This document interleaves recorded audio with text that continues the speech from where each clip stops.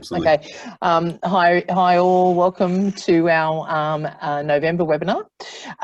We had Anthony speak on our webinar in September as a panelist with 3 others. I'm not sure if anyone saw that, but the feedback on what Anthony had to say was very good, and clearly there's an appetite for this type of thing around cultures of excellence, leadership, the impact of leadership on employees, retention, all of that. So we got Anthony back on today because I think that he can add a lot of value to your organisations in the learnings that, or the teachings I should say, that he can impart. So thank you for joining us today, Anthony and everybody. Today, Anthony will speak on how emotional bonds impact employee behaviour and performance. Anthony is a world-recognised thought leader in employee emotional bonds and employee perception measurement. Anthony has changed the way organisations understand and impact engagement across the workforce. He has worked with organisations across all industries, many in the pharmaceutical and medical device sectors. Anthony and PPD share many of the same clients, and he does that to support them better to understand, measure and manage the emotional bonds of their people across the employee life cycle, leading to enhanced retention and performance of talent and the progression towards building a culture of excellence. We've worked with Anthony for over 10 years to bring his recognised research and measures to our clients to improve their retention rates and overall level of engagement for candidates that we place. As we move toward 2021, out of the challenging year that we've all had, we wanted to share with you today what makes up a culture of excellence, what impacts the emotional bonds of candidates and employees across the employee life cycle, and how you can enhance the understanding and impact of these concepts in your organisation. So Anthony, can you tell us about emotional bonds and why they're important in an employer-employee relationship? Thanks, Elizabeth. And firstly, thank you for inviting me back. It's always nice to know that when you do speak at an event that at least you haven't received this kind of feedback that means that you'll never be invited back. But this is in close succession. So I'm hoping that you actually genuinely did have some reasonable feedback. We absolutely did. Great. And to those people joining today, if you've heard me speak before, apologies if there's a little bit of repetition. I tend to talk the same themes when I speak about a number of things, but I hope that they're worthwhile listening to again, and hopefully I've got a few new things for you to consider today as well. So so why emotional bonds? Why are they important to employers and employees? Well, at its core, human beings are a social species. So we have evolved as social species. There are multiple social species that walk the planet, but human beings are a highly evolved social species. And what that means is that we are neurologically wired to seek and form relationships with others. And so part of, I guess, our fundamental makeup is that we are predisposed to identify with and seek out and strive to be part of social structures. And we do that in a way that we want to connect with those social structures in an emotional way that will then lead to, us feeling a sense of bond with not just what we do, but actually who we do it with. And so social structures come in all shapes and sizes. We're part of a multitude of social structures in our lives. Our very first social structure is our family, and they come in all shapes and sizes as well, but we're born into our first social structure, and then we become part of various social structures as we move through life. Social structure, as a definition, is 2 or more people who come together for a shared purpose. And I guess that sense of purpose is at the core of any social structure. So when we look at an individual, they are a human being, we are predisposed to seek and connect to and become part of social structures. But there are some important ingredients that go along with that to determine whether in fact we bond at a high emotional bond level, or whether we have lower levels of bonding that can then impact how long we're part of the social structure and how much effort we actually put in. So some of those fundamental elements are the sense of safety and security. identity and purpose, both ours and who we identify with. A sense of belonging and acceptance as a human being. We want to have a sense of belonging and acceptance, as well as the opportunity to gain a sense of satisfaction and fulfillment, and the opportunity to achieve at a level where we do things with others together that are potentially greater than we would necessarily be able to do on our own. And so how long we stay part of social structures and how much effort we actually put into social structures is actually determined by the strength of that emotional bond that is both formed at the beginning and then sustained along the way. So emotional bonds are actually a really important thing to be able to not just attract, recruit, but retain and have high levels of effort and contribution from our employees within our workplace social structures. I hope that answered your question. No, that did. So what you're saying is, if people don't feel like they have security, trust, value, acceptance, and belonging in a workplace, you won't get the most out of. You won't get the most out of that. You'll get more out of someone who feels more trusted and valued and respected and secure and like they belong than someone who doesn't feel that. That's what you're saying, yes? That's right. Yeah. So that strength of emotional bond and those things that you just spoke about then are actually the key perceptions, the core perceptions of attachment, which we can have a chat about. But those perceptions are really essential to gain a high level of emotional bond on those four core perceptions as someone joins a social structure. And then there is an additional set of perceptions that then we need to sustain as someone remains part of our social structure as well, based on their changing circumstances and the organisation's changing circumstances as well. Yeah. Okay. Yeah. So can you briefly outline the concept of the employee life cycle? Yeah. Okay. So, look, the employee life cycle relates to that sort of journey of the emotional bond that employees actually have. For a lot of years, we have used a really great umbrella term for this, which is engagement. And for most of the people logging on today, I'm sure you've read and heard endlessly about the importance of engagement. And those organisations that did the foundational work and raising the awareness and profile of engagement have done a sensational job, but they've almost done too good a job of creating this umbrella term, which is a concept that sort of almost organizations are treating as a one size fits all, almost understanding of emotional bonding. And so where organizations do that, they kind of fall into the trap of not considering what that emotional bond is and what goes to influencing the emotional bond at each of the distinct stages that employees travel throughout the time that they are associated with our organization. So engagement as an umbrella term is great, but it's worthwhile noting that that's made up of sub-elements or sub-stages that is what we commonly refer to as the employee life cycle. So that refers to, what are those stages? Yeah, okay, so that refers to, that's really fancy terminology here, but pre-employment. Yeah. So the pre-employment phase, which can be broken up into active and passive pre-employment for people. Then you've got attachment, which you made reference to before. Then you've got connection, which is essentially looking at the emotional bond and how we sustain the emotional bond throughout the duration of someone remaining employed with us until they reach the next stage, which is detachment. And then finally, post-detachment comes post-employment. So you've got 5 distinct phases of the employee life cycle, 3 direct and 2 indirect stages.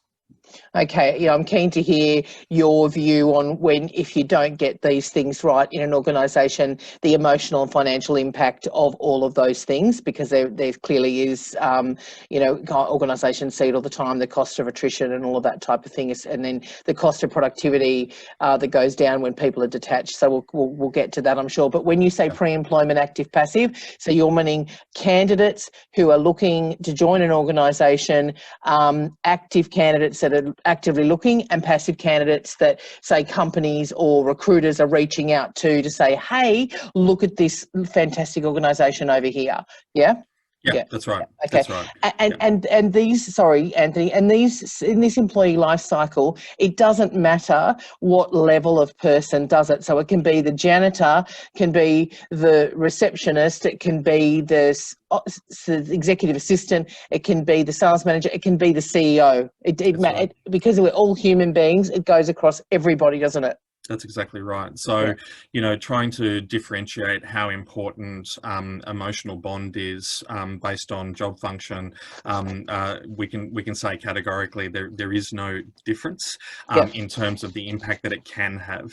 Now, certainly, an individual may at a point in their life not be seeking a strong connection to purpose, and may feel more inclined to look for work based on just simple security needs at that point in time. And there would be quite a lot of people that are currently in the market at the moment who, without having chosen the position that they've been in, are currently in the market looking for work.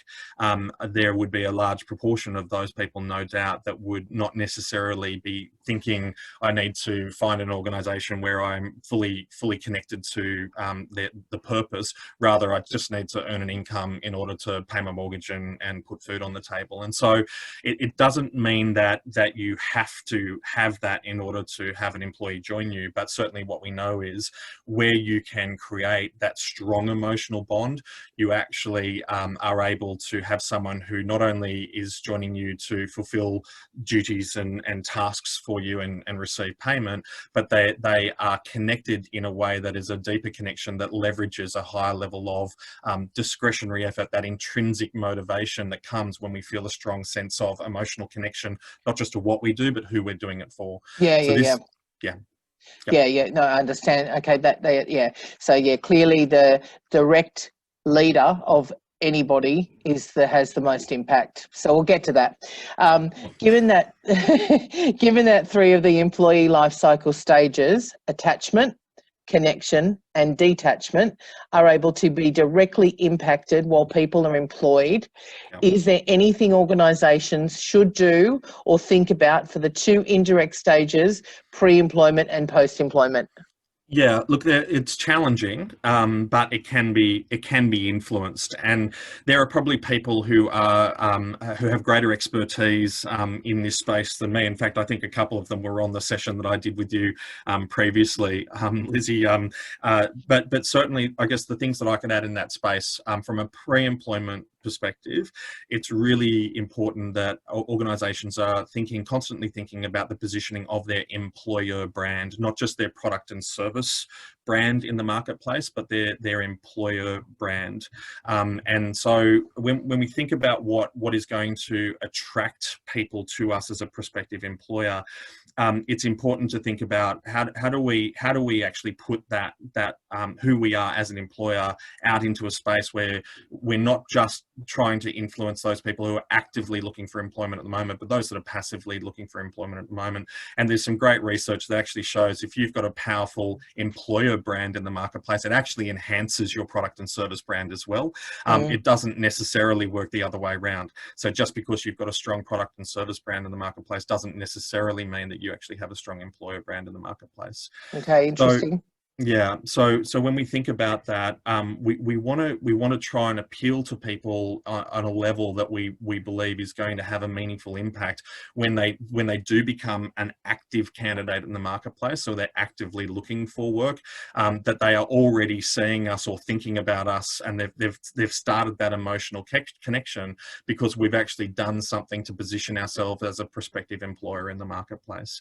So how does your organisation within your catchment and talent catchment pools now have just kind of completely changed the way that we actually define catchment pools now.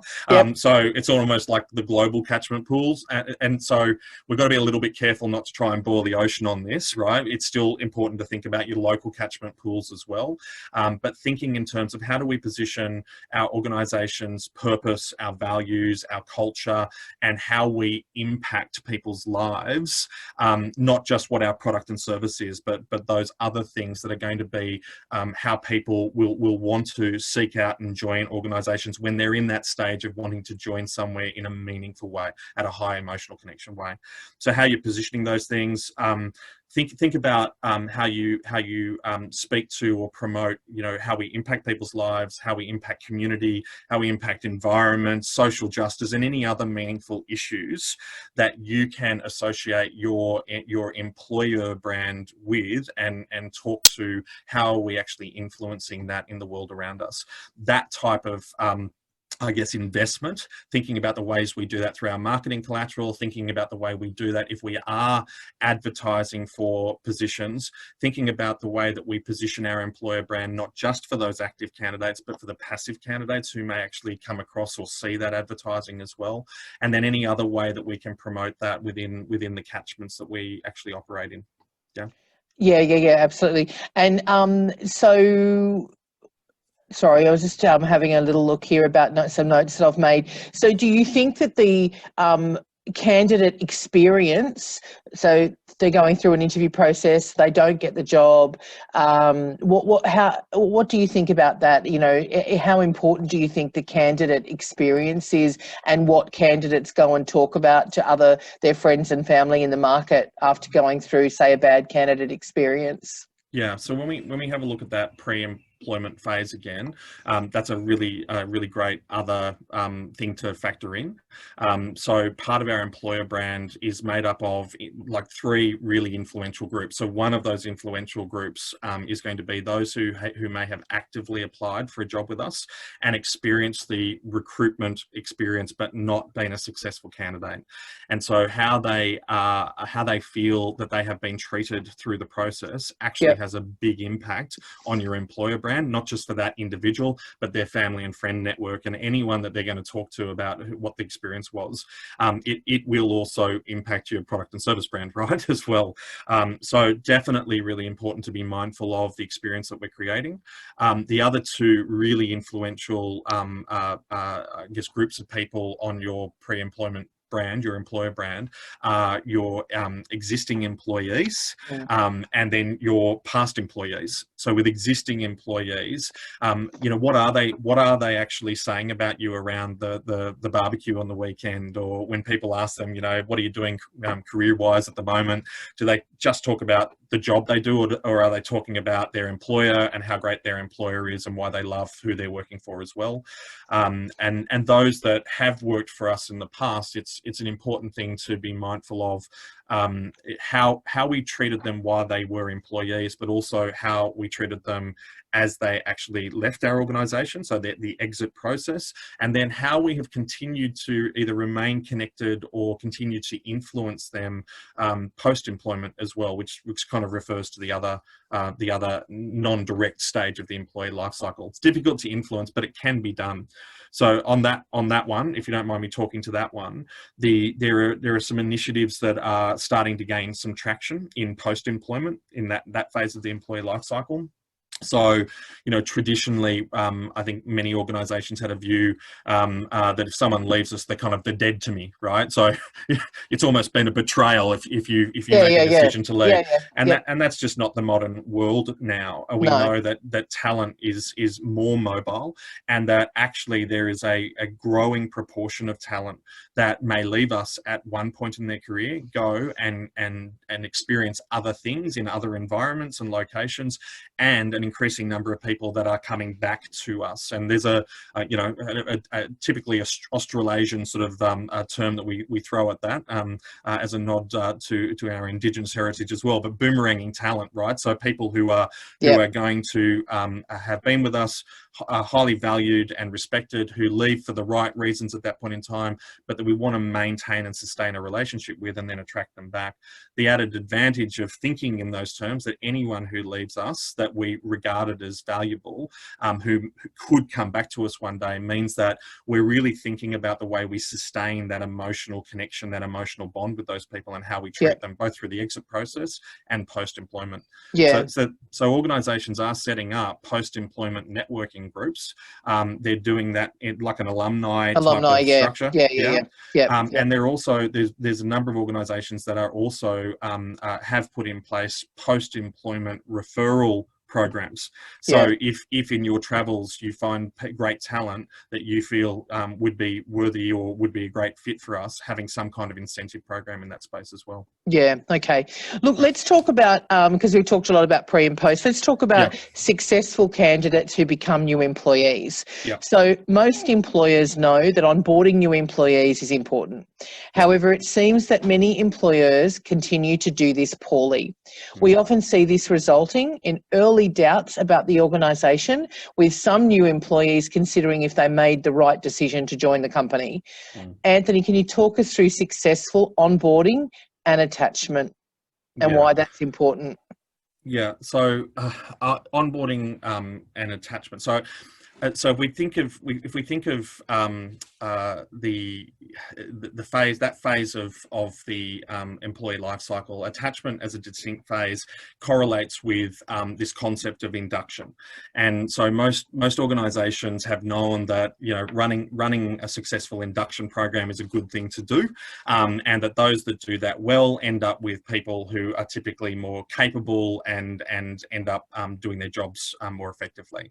But for a long time, there's been a very employer-centric view of induction, and so with that sort of employer-centric view, we typically look at a new candidate from the perspective of, can they do the job? So post hiring, we've done that evaluation, we've made the decision, we've selected someone to join, and from that perspective, we turn around and say, well, look, from an induction perspective, we want to make a decision at the end of probation, based on whether they can do the job and whether we think that they fit in to our environment, and whether they are someone who is intrinsically motivated to perform their duties and responsibilities and contribute in a meaningful way. And so from an organisational perspective, induction's really important to both impart the skill and knowledge. All of that will lead to the organisation being able to make that determination. So have they achieved minimum capability and performance contribution standards, and do they fit? But that employer-centric view, as important as that is, and we shouldn't discount it, and we should do that as effectively as we can. And there are different organisations. There's no one-size-fits-all approach in that space. So depending on, you know, your access to technology and resources and your geographic distribution and all of those different variables, you're going to approach that in a different way. And there's no one-size-fits-all. We can learn and take ideas from different organisations, but it's really up to us to design what we think is the best induction experience and solution for our organisation relative to who we are and who our employees are that are coming in. But typically that's where organisations have stopped, and they haven't factored that actually probably the more important part of the equation relative to retention and ongoing performance is actually attachment. So so it's a two-way street, right? So what does the employer think of the new employee, and what does the new employee think of their new employer, organisation, and primary care, a direct manager? Sorry, so go on. That's exactly right. So when we consider, sort of take our employer-centric goggles off and actually try and put our employee-centric goggles on, attachment is the way in which that emotional bond forms as we join any new social structure. So we've influenced it in pre-employment, but it actually starts to truly form in attachment. And you mentioned the core perceptions of attachment earlier, Lizzie, and that is that in the critical attachment period, which is for new employees, the first 120 days of employment, they are forming attachment perceptions based on the 4 core perceptions of security, trust and value, acceptance, and belonging. And those 4 core perceptions are being influenced most significantly by, yes, the primary carer, who is the one-up manager. It is the behavioural impact of the primary carer, the immediate manager that they're reporting through to, that has the greatest impact on those 4 core perceptions during the first 120 days.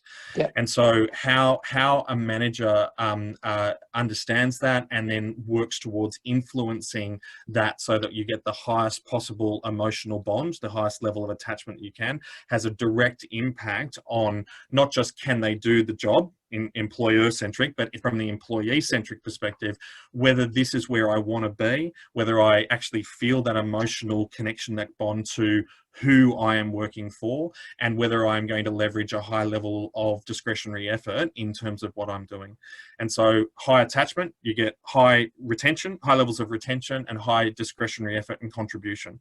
Moderate, you get an increased risk of talent leaving you, and lower levels of effort. And low attachment, you get a higher level of risk of people sort of coming and going quickly, and while they're there, not really leveraging a high level of discretionary effort. So even if you as an employer want to keep them and you've invested a significant amount during this induction period, like significant amount, and we've talked numbers before, you're talking over $100,000 on average per employee in direct and indirect costs to get to the end of a 3-month probationary period. At that point in time, you may think, great, got a fantastic candidate, they can do the job, they fit in here, but if they have not actually formed high levels of attachment, then there's a high risk that they won't be there for long. And if you lose a new employee before approximately 18 months, then not only have you not broken even, you've gone backwards. And if it's an essential position that you need to have someone in the chair, you're going to go back to market and hire again, but you're hiring from a loss position. And so it's actually going to take you even longer to get to that break-even point going forward as well. Yeah, yep, absolutely. I can talk on this for days. No, and so can I, and I love it, and I see it all the time when people aren't onboarded and they're not attached. What happens, and if you can't, there's a time that to fix it, and we work with our clients to try and I guess quash the negative perceptions, but in a positive way. Obviously, not say, oh no, we're ignoring what you think. We're saying these are the things that are an issue, and if you don't fix them, you're not going to keep that person long term. So I'm very passionate about attachment and retention with our clients. Yeah. You're talking about a really important thing that impacts you and your relationship with your candidates and your relationship with your candidates, with your clients as well. Yeah. And again, we've spoken about this before, but there's something called the Herzberg Hygiene 2-factor theory, which some people that have logged on may have heard about, and probably no one will ever want to go and look up. It sounds a bit boring, but it is important. So that Herzberg Hygiene 2-factor model actually is really important at the phase of candidates being active and looking, and will determine in large part their success in an organisation going forward, and does have an impact on attachment. So what that is that we've got 2 distinct lists operating for us. So the what I want and the what I don't want. And so our experience in workplaces in the past have helped us to refine our awareness and understanding of the things that I actually want and I seek.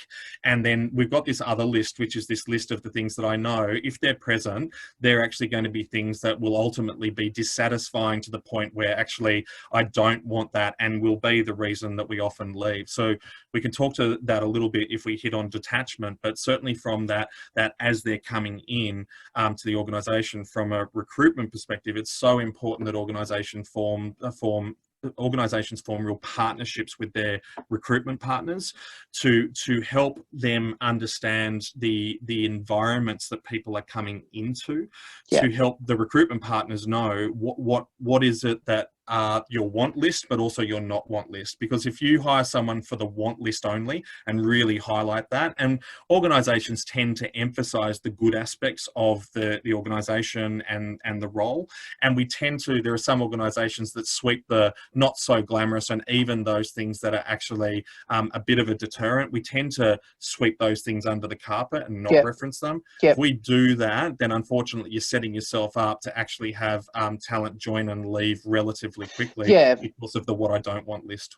Yeah. And I might come back to that, but I was just conscious of our time, so I Sure, just sort of sure. but Sorry. we might Yep. come back to that. That's all right. Yep. So we know that culture is really important. So organisations the world over continue to invest significantly in workplace culture, and I've never heard culture talked about more than now, or more than certainly in the last couple of years. I've been recruiting for over 25 years, and it's culture, and we know that culture eats strategy for breakfast. You told me that, and but what is culture in your mind? Yeah, oh goodness, there are textbooks written about it, right? So to summarize it quickly for you. So culture is a construct, right? It's a complex construct of our identity at point in time. So an organization's sense of identity at a point in time. And that identity we can relate to, and we can speak to, and is regarded as being kind of unique to each organization. Yep. But that identity does change and evolve. It gradually shifts over time as well, based on the impact of different leaders, Yep. based on strategy, and based on environmental circumstances. But that sense of identity of who we are then has an impact on that understanding of how we do things here. So the collective understanding of how we do things here. There's actually a really good simple definition of culture that I like to use, and it's the self-sustaining patterns of behaviour that determine how things are done here. And so that self-sustaining pattern of behaviour, that repeating pattern of how things are done at the moment, it does evolve and change over time, but at any given point in time we can see patterns of behaviour that are representative of culture. I mean, what we see a lot is if the senior leadership team, especially the leader, so the MD, the CEO, the general manager, country manager, whatever you want to call it, what their beliefs are and what their values are, it trickles obviously down to the leadership team, and that's how the culture is set. 100%, the vision and the culture set from the top. So, and obviously, companies and organisations all work together to trickle down all the values and the behaviour and what they want to see. But if the leadership behaviours aren't positive and strong, then you'll find that that's where you get some toxicity in cultures and that type of thing. And we do see that bit of dysfunction happens. And if people are let to get away with things that probably don't meet the values of the organisation, then people will say, oh well, he did it or she did it, I'm just going to go do that then. So you see that, and that's where we want to talk to you about a culture of excellence, because this is what you are really. So you're I've seen you speak, you're amazing. The way that you speak about all of this stuff, and the leadership coaching that you do with companies, and building cultures of excellence with organisations. And you and I work with some companies, and we know who they are, that you have built this and you have coached their leaders, and they're incredible organisations. So what patterns of behaviour are identifiable to have a culture of excellence? Okay, so a culture of excellence, in simple terms, is an organisation culture that provides for and creates the opportunity for each employee to come in each day and strive for excellence in what they do. Yeah. Now it sounds really simple, but when we think about the way in which culture impacts people's perception, and whether they feel that they are supported and encouraged to come in and believe in what they're doing, to identify what it is that they want to strive to achieve, and then commit to striving that to a standard of excellence, where you are able to achieve that across your organisation, that is a culture of excellence. Now, in order to create that, it, as you have said, does rely on the impact of leadership behaviour as it cascades through the organisation.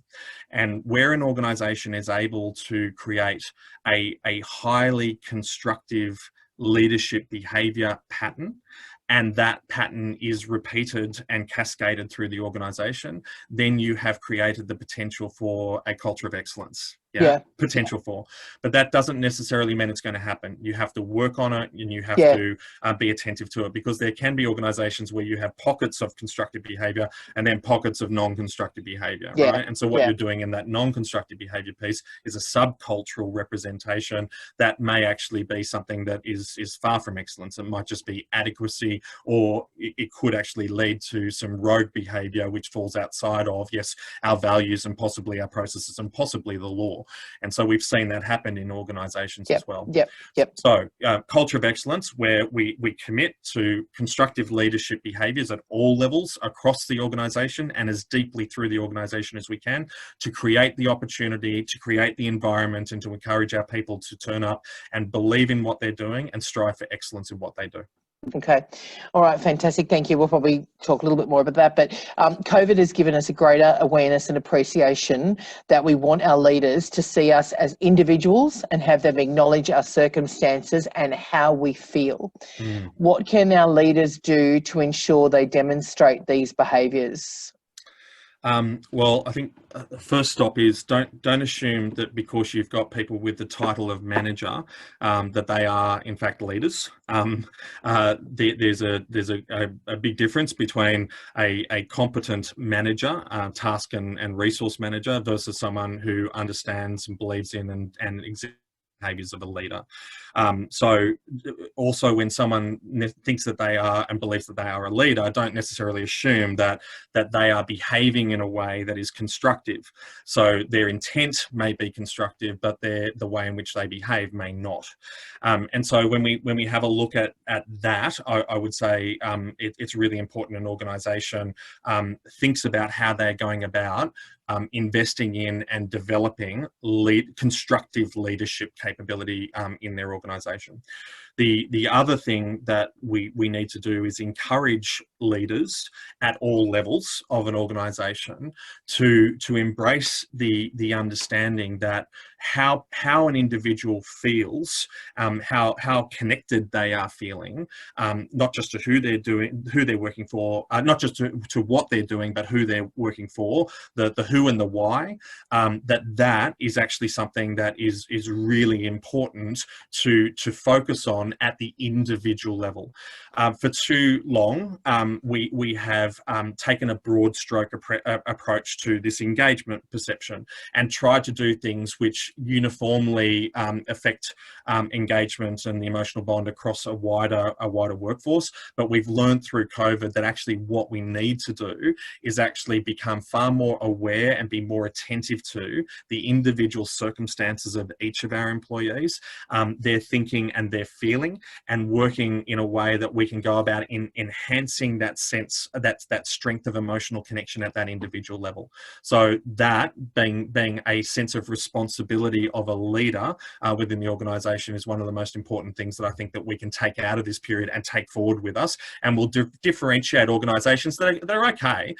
Just because you don't have that, if you have competent management but not leadership, you can perform okay as an organisation. It's not like you're going to fail, but certainly those organisations that thrive, that actually achieve their potential, really think about investing in leadership development and how they actually enhance the connection of each individual employee. So on that then, you work with loads of organisations on leadership coaching, culture and employee emotional bond impact. Yeah. What do you recommend to the leaders that you work with? Keep investing in your leadership development. So I recommend to the organisations that leadership development is not seen as a once-off, let's throw some money at leadership development and then we're done and then we walk away from it. It's got to be seen as an ongoing commitment, and that we want to encourage the pursuit of excellence in our leaders, that they have a hunger for and a desire to continue to grow and to evaluate themselves, and that we as an organisation want to support that. But both for the leaders that are with us today, but actually an organisation that does that has a much better chance of attracting top leadership talent to their doors for the future as well. So if you're an organisation that promotes and follows through on investing in leadership development, you're actually going to attract even better leaders to you, as well as growing great leaders from within. So definitely invest in leadership development, definitely do it as an ongoing process. There is no better return on leadership development than individual coaching, but it shouldn't be the only form of leadership development that you actually do.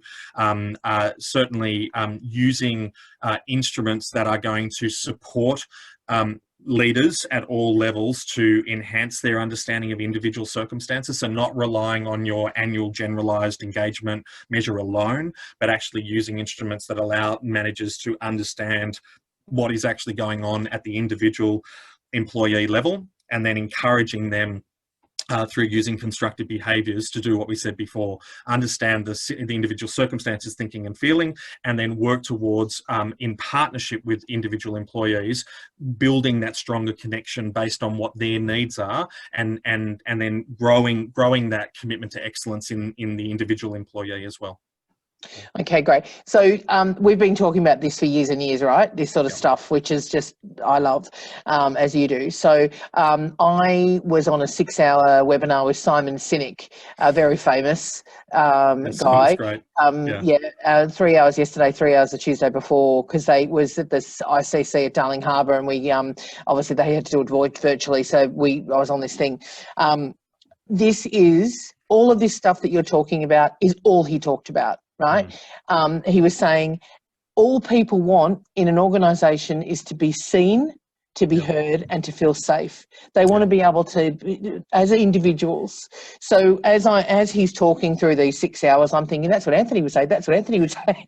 and he said something really interesting. He said leadership isn't a weekend away with a round of golf. You don't just go and teach leadership at a weekend away. People just don't go and do a leadership course. It's a lifelong pursuit to be a good leader. Like you're saying, it's a lifelong pursuit to be a good parent. It's the same thing. You're giving people the keys to your house when they come and join your organisation. So you want to make sure you get the right person. You want to make sure if they are the right person, well, you look after them regardless, of course. But, obviously if they're going to stick around and you want them to stick around, you got to look after them. So he was saying that, business schools don't teach leadership very well. People walk out of a business school, they don't really know how to be a leader. So he was talking about all of this stuff. If you can't relate and engage with people as individuals, you cannot be a good leader. So all of this stuff you're talking about, anyway, as I said, maybe you should be the new Simon Sinek. That's all. I wish I had his bank account, I'm sure. But no, look, I've had the pleasure stroke displeasure of following Simon at a couple of conferences, and I always I don't know whether I like it or don't like it, but I like pretty much everything that he says, and I echo a lot of it, and hope that I've been saying that stuff consistently over a long time as well. And so it's great if people get a chance to listen to any of his talks or if he's part of conferences. He's written numerous books. I mean, this was a global webinar. There was there was thousands of people on this thing, and they had 1,200 questions submitted. So 1,200, and not everyone submitted a question. Anyway, and it's all and just I'll stop raving on, but just very quickly, the questions were all about. So the 1,200 questions, obviously we couldn't get through all 1,200 questions, but they were all related to culture, leadership, and recruitment. That was what the three key messages of the questions were: recruitment, culture, and leadership. So clearly there's a massive appetite for this stuff. Anyway, look, there is. I'm just going to talk about the final direct life cycle stage of detachment, because I'm just conscious of our time now. We're mindful of time. This is such an important concept for organisations to understand why people leave your organisation. So if you're not understanding why people are leaving, you can't do anything to fix it, right? And there's obviously a myriad of reasons why people come and go. But my understanding of detachment is that when the push forces, so pushing them outweigh the pull forces for an employee, they have entered detachment, and it's likely they will then exit the organisation. How does detachment work, and is there any saving employees that end up in the detachment phase? Yeah, okay. So push and pull forces are really important to consider relative to both connection and detachment. So for each of us right now, all the people that are listening, we have a relative levels of push and pull forces that are operating inside of us relative to our roles and to our organisation at any given point in time. And for most of us, or for all of you, unless you've entered detachment phase, the pull forces, the things that are keeping us connected, pulling us in, are strong and are a force that is outweighing any dissatisfaction stroke importance push forces that are at play. So when we consider connection, and it's really important to do this and measure this frequently, and we recommend measuring connection frequently, what you should be measuring is the push and pull forces that are at play for each employee. And then based on any push forces that are there or lower level of pull forces, develop a plan in partnership with the employee to strengthen that. And that's what's going to keep them connected to you for longer. But when someone enters the stage of detachment, the push forces have finally outweighed the pull forces. And that can be one significant push force, which might be something that's associated with security, or it can be a gradual accumulation of some mild push forces, but collectively they add up to this sense of, this is no longer my employer of choice. I want to choose to be elsewhere. And normally that sort of lines up with also some thinking for some people about what they ideally seek and want to move towards. But there is always this factor of the push forces that are at play. And so when someone's in connection and their push forces are increasing, but they haven't entered detachment, then yes, salvage is definitely possible, because they haven't considered leaving at that point. We can strengthen connection. So knowing what that pattern is and what that framework is a really great mechanism for strengthening that and keeping people. But once they enter detachment, it is very difficult to salvage them from that point. And unfortunately, the only point that we actually become really aware that they are in detachment is often when we get the resignation on our desk. Yeah. And you've probably and that's seen, if you're not close to your employee, right? if you're not close to them, and you've probably seen, and so people on the webinar have seen attempts at salvage when people are in there, and so if you think that a salvage attempt based on remuneration alone is actually going to be something that will work, you've probably seen time and time again that if you do that, people will probably take the cash, but within 6 months they're probably gone anyway, right? Yeah, we see it all the time. All the time. And so if remuneration, which speaks to fairness and trust dimension, but counter offers, basically, yep. If money wasn't the only contributing factor to the push forces that were there, they're going to leave anyway. Yeah. That's right. So when we have a look at that, though, it is important to note that what we learn of patterns associated of why people leave based on the push and pull forces can actually be hugely valuable to the organisation. And it's something we do poorly. So organisations the world over do exit processes poorly. They're designed with good intent. We collect data, but we don't collect it in a uniform way, and we don't collect it in a way that allows us to analyse and look at the trends associated with the patterns associated with push and pull forces. And if organisations do that, they start to see some really distinct patterns by structure, by job function, and by demographic as well. And so we recommend definitely looking at your exit process, your exit stage and your exit process, and looking at it with fresh eyes and saying to yourself, what are we doing to learn and to trend and understand this phenomenon within our organisation to then inform our retention strategy? So what can we do in terms of our wider workforce strategy to start addressing this and looking at connection more closely by each individual employee? And that combination of measuring and managing connection and measuring and understanding detachment can create a really powerful combination in terms of achieving longer term retention and higher levels of discretionary effort long term. If someone's going to leave, Lizzie, and you've seen this as well, there is a healthy level of attrition in an organisation that will occur, and a healthy level of attracting new talent that is in. And you've got to work out what that is for your organisation. But of those people who leave, just remember to go full cycle here.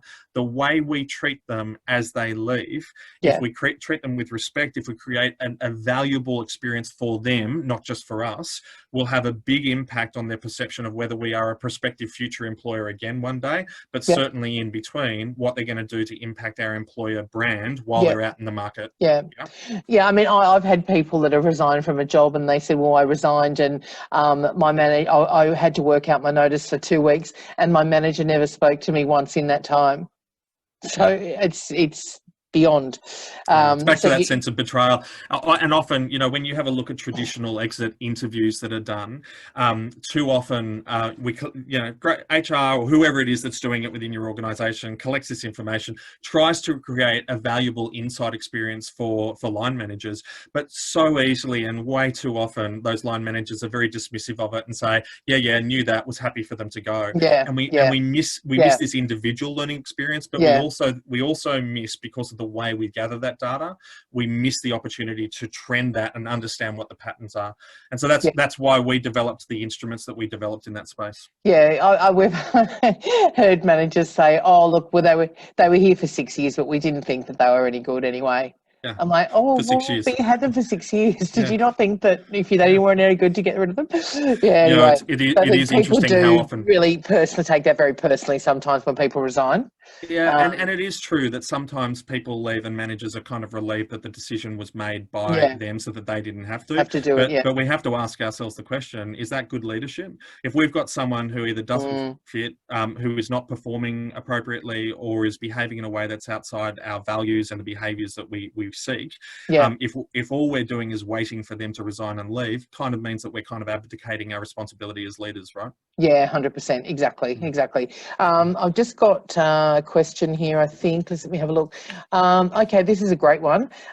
So what are your thoughts on 360-degree feedback? Do you think this is a good first step to engage with employees and capture feedback on managers to identify what gaps a company needs to do, or a company needs to probably fix there, what gaps there are, and invest on leadership development? So there's a big wide world of psychometric instruments, right? And you have to choose the instrument that is fit for purpose. There are lots of there's a 1,001 different instruments that are out there, and some of them are chosen within the leadership development space that probably shouldn't be. I, for one, don't believe that personality profiling should be used within leadership development space. It should be behavioural profiling. Personality profiling, as most people know who've come across that, your personality measure is not actually going to change over the course of your life. So using a measure that's not going to change as the basis for development doesn't make a lot of sense. Yeah, right. It also tends to encourage people to see themselves through a lens of, this is me, I'm not going to change, so you need to fit in with me. And that's not modern leadership. Modern leadership is, how do I go about impacting the thinking, behaviour and performance of my people? So what do I need to do as a leader to adapt to that? So behavioural profiling, really valuable in leadership development. It's a snapshot in time. It gives people a sense of what's my intent and how's that behaviour landing, and then the ability to consider that and learn how to modify their behaviour in a way that is actually going to create a more constructive impact. So I'd say for leadership development, consider leadership behavioural profiling instruments. You can see a model of one behind me. We use this quite extensively, which is the Human Synergistics LSI instruments, or the Circumplex. But there are a number of behavioural profiling instruments. 360s that are performance related, so evaluation related. You've got to be careful about how you're positioning those, both in terms of with the raters, but also in terms of what you are going to provide in the form of feedback, and how they are potentially going to be used as sort of a blurred line between development and sometimes also performance measures relative to remuneration, or other forms of incentive as well. And I've seen too often annualized 360 instruments that end up getting corrupted in terms of development, because they are also used as a measure that underpin sort of a ranked sort of scale in terms of leadership development relative to incentive programs. So just be really careful of that. But I'm a great believer in collecting feedback from multiple sources, as long as it is understood what we're collecting and why we're collecting it and how we're going to use it. But definitely there are a range of instruments that you can look at to be able to support that. And I'd be happy to chat to anyone about that if they would like. Yeah, okay. So a couple of other questions. Quick question about your thoughts using situational leadership as part of onboarding and an instrument of ongoing development of individuals and teams. Thank you, Michael. Yeah, situational leadership it's a great model, and it sort of helps us to understand the journey from conscious incompetence through to ultimately hopefully conscious competence, and the steps in between. And so yeah, look, it's a great one to really think about the way that you want to structure the induction journey of a new employee from a skill and capability perspective. So I would say it's actually a good one to think about, and can help you in terms of in the incremental learning approach to someone coming in and learning the skill and processes and procedures associated with what you need them to do in your organisation. It doesn't, however, adequately address attachment. So I would say that, yeah, good for skill and capability, and also probably an element of your evaluation of their intrinsic motivation. So if you believe that they're conscious competent, but for whatever reason they're not leveraging that discretionary effort, that's an indication of lower level of intrinsic motivation. Now that can connect across in some way to attachment, but it doesn't measure attachment. So I would recommend also specifically measuring attachment, and then creating that opportunity to intervene and strengthen attachment within the critical attachment period. Yeah, so we're talking specifically in the onboarding phase. Yep. There. Yep. Sarah says, thank you, excellent content. From the detachment end of your talk, is the exit interview worth it?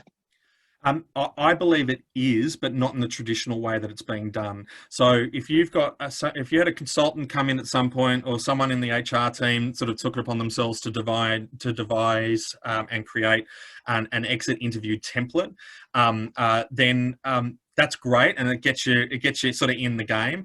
But typically the way that they end up going, and after a relatively time, different people start to use it. It becomes regarded as an administrative, laborious process.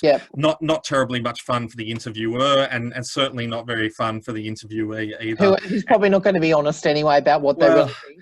It's certainly, the experience impacts their willingness to contribute in a meaningful and valuable way to what you're going to derive from it. So what we recommend is you use, we have, and you'd expect me to say this, but we've created an instrument that we use in advance of the interview. So the Detachment Inventory is actually something that people would complete upon notification that they are resigning. That's right. And that the results of that interview, the results of the detachment inventory actually are used to guide the exit interview. So you don't cover all of it. You focus on the elements of it that you believe are valuable to the employee and also of value to you. And it makes a much more efficient exit interview and a much more targeted exit interview, valuable for them, valuable for us as well. But I recommend both. It's specifically targeted to what that person's thinking and feeling, basically, on resignation and on exiting out of that organisation. That's right. So, it's the push and pull factors for that individual. So again, it lines up with the philosophy we've been talking about, even when they're leaving. Understand the circumstances, thinking and feeling of each individual employee, and then treat that person not as a cookie cutter template approach, but actually based on what it is that their experience is showing, and then be respectful of that. Yeah. Okay. Fantastic. Look, it's coming up to midday, and we need to. We didn't get through everything, as you and I never did. Look, it's clear that emotional bonds, the employee life cycle, building a culture of excellence, leadership behaviours are all clearly of paramount importance in the engagement and retention of your people, and the emotional and financial cost of these things. If they're not a focus of your organisation, that's definitely going to be an issue for you. So if anybody would like to speak to me about what Anthony has discussed today, Anthony's organisation called Sork, Human Capital, Sork HC, or Sork CSH. That's fine. Sork HC certainly has some amazing instruments and tools around attachment, around connection, around detachment, all of that. And you can speak to Anthony. You can reach out to him on LinkedIn, and Anthony Sork, SORK. But you all know who I am, hopefully, and you feel free to reach out to me and I can guide you in the right direction if you'd like to learn more about what Anthony's organisation does, and certainly Anthony's leadership coaching and how he could possibly work with your organisation in that whole leadership development piece. I really appreciate your time today, Anthony. As Thanks, usual, Lizzie. You're very kind. I could listen to what you have to say forever. Oh, we have great chats together, so thank Yeah, you. we do. My new Simon Sinek. So thank you so much, and thank you everybody. And hopefully we will connect soon. Fantastic. Thank you, Lizzie. Thanks. And thank you for your contribution to knowledge in this space as well in the industry. Well done. Oh, no, thank you. And everyone, watch out for our December webinar, and you'll get a survey, 60 seconds it takes to just complete it with some feedback for Anthony and I today. Thank you. Thank you, everyone. Bye. Bye. Bye.